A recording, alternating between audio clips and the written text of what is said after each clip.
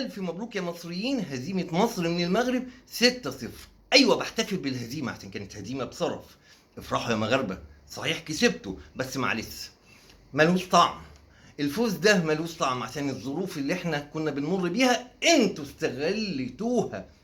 استغلتوها. جالكم قلب، ضميرك مرتاح كده هوت. اتفضل بقى، انت فزت، اتفضل وريني بقى ربنا هيبارك لك في الفوز ده. لا مؤاخذه ازاي، دي ظروف بنعدي بيها يا ولاد، مش عيب، كلها 80 90 سنه وان شاء الله الحال هيفضل برضو زي ما هو عليه.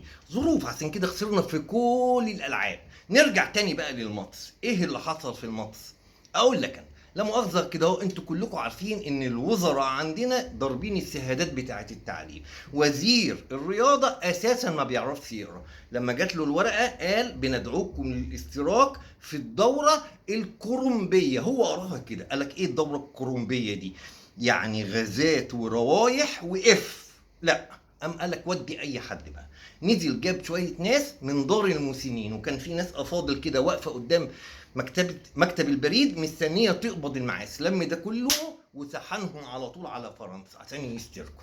وبالتالي ابتدت الناس تنزل الملعب عشان تواجه المغرب. ما تعرفش ده في واحد نده لعيب المغرب كده وقال له تعالى يا ابني، تعالى يا ابني، هو احنا هنعمل ايه؟ قال له احنا هنلعب يا عم الحاج. بص له كده والدموع في عينيه وقال له هنسيب اكل عيسنا ونلعب؟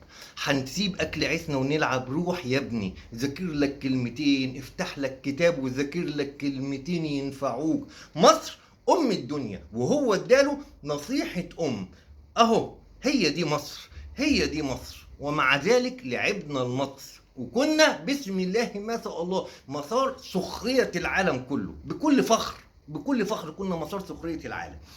حارس المرمى اللي انتوا بتتريقوا عليه ده كله ايمان. ايوه الحاج عبد الغفور، الحاج عبد الغفور ده كله ايمان. قالوا له روح يا عم الحاج اقف تحت الثلاث خشبات دول. قال لهم ليه اقف تحت الثلاث خشبات؟ قالوا له عشان تحرسهم، انت حارس مرمى، اقف، ده اسمه مرمى، اقف احرسه. الدموع جريت من عينيه وقال انا اللي هحرس المرمى؟ هو انتوا ما تعرفوش اني الحارس صلى والصلاة على النبي، الحارس صلى والصلاة على النبي. ايمان ده ولا مش ايمان؟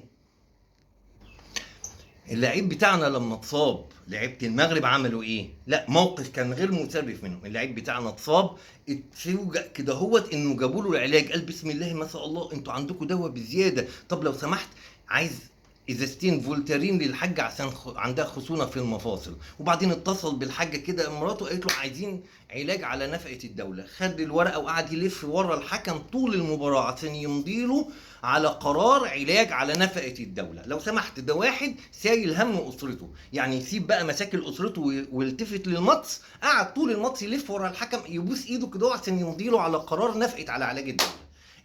اللعيبه المغاربه تسكت؟ لا، تنتهز الفرصه وتجيب اجوان. الراجل مشغول شوف في ايه وانتوا بتفكروا في ايه.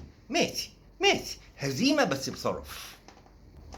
نجم الفريق بتاعنا، كابتن الفريق اللي كان مسيبكم، كان موريكم الويل، بس حصلت له ظروف. جات له مكالمه في نص الماتش، الحاجه مراته قايل لها ايوه يا حاجه عايزه ايه معايا اجيبه معايا وانا جاي من باريس؟ قالت له عايزه فينو سخن وبامبس. وابتدت تقول شويه طلبات، اما طلع ورقه وقلم ويكتب الطلبات اللي عايزاها الحاجه. تقوم اللعيبه المغاربه بقى مش تستناه، بيشوف طلبات بيته، بيشوف، معلش ده بيشوف طلبات مين يقدر يتاخر عن مراته؟ ولا عايزين يعني يبقى في عقوق للزوجه؟ ها، عايزين يبقى في عقوق للزوجه، ينتهزوا الفرصه ويجيبوا جوان. طيب شوفوا ربنا هيبارك لكم في الفوز ده ازاي بقى يا مغاربه. وبعدين ما تنكروش ان احنا علمنا عليكم. صحيح انتوا فزتوا وجبتوا 6 جوان، انما بسم الله ما شاء الله المدرجات كلها كانت ماسكه بطنها من الضحك.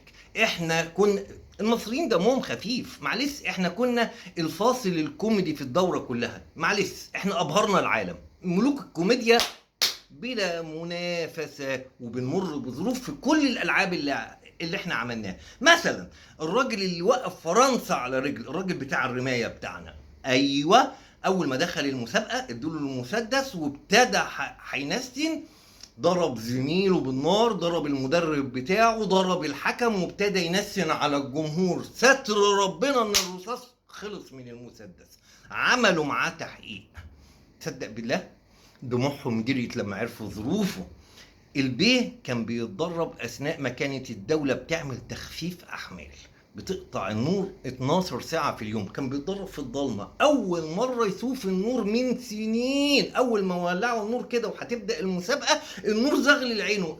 الراجل ما صدقش نفسه إنه لأول مرة هيتدرب في النور. طبعا النور زغل عينه، ايده اترعست، ابتدى بقى طايح في الكل زي الطور الهايج. اللي يجي قدامه يلا يصفيه، اللي يجي قدامه يلا يصفيه. ظروف ولا مش ظروف؟ دي ظروف وممكن تحصل لأي حد.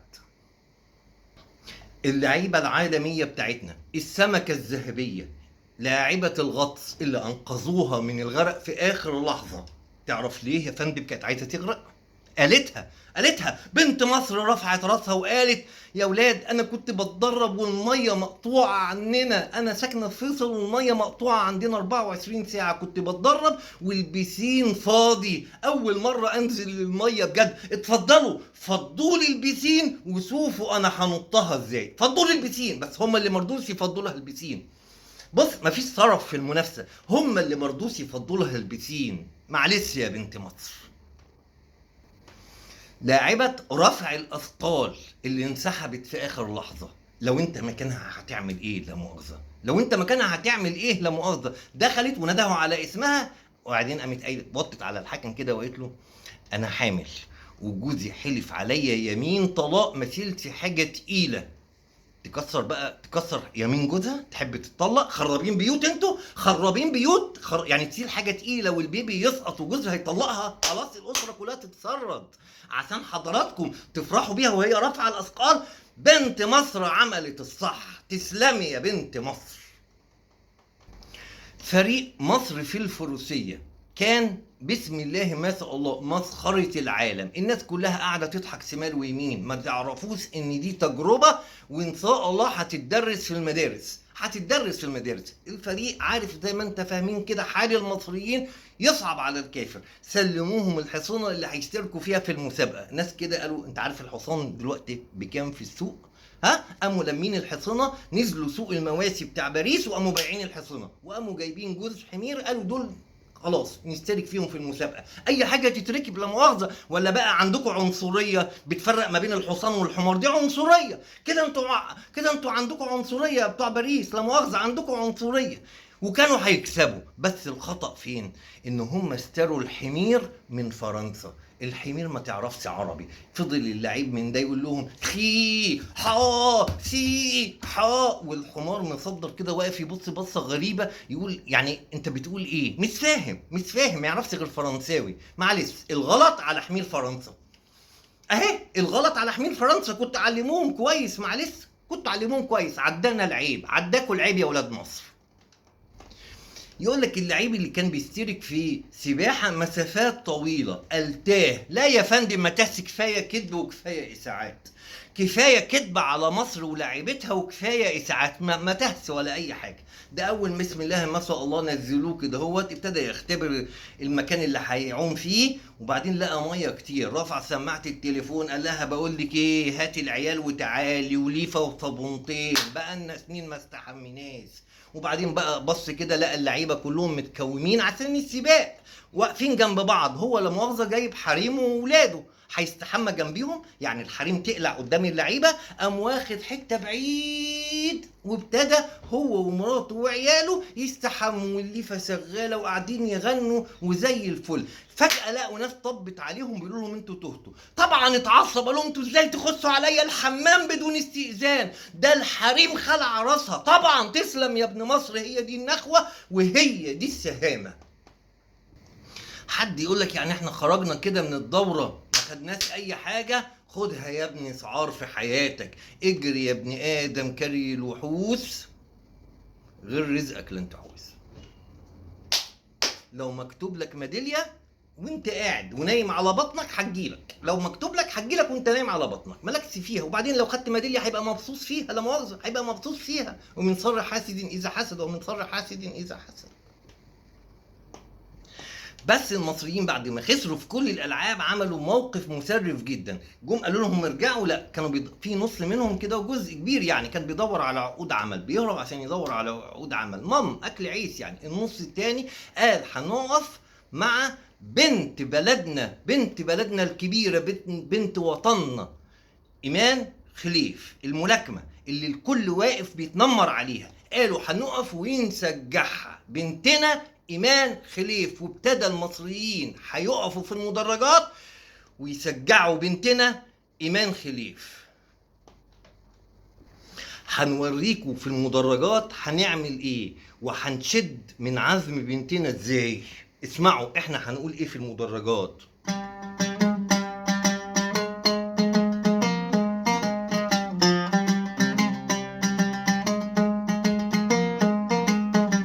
اللي خلق اللي صور خلى كفي من بيعور، اللي خلق اللي صور خلى كفي من بيعور، يا ما خلق يا ما صور كفي البت من بيعور، يا ما خلق يا ما صور كفي البت من بيعور.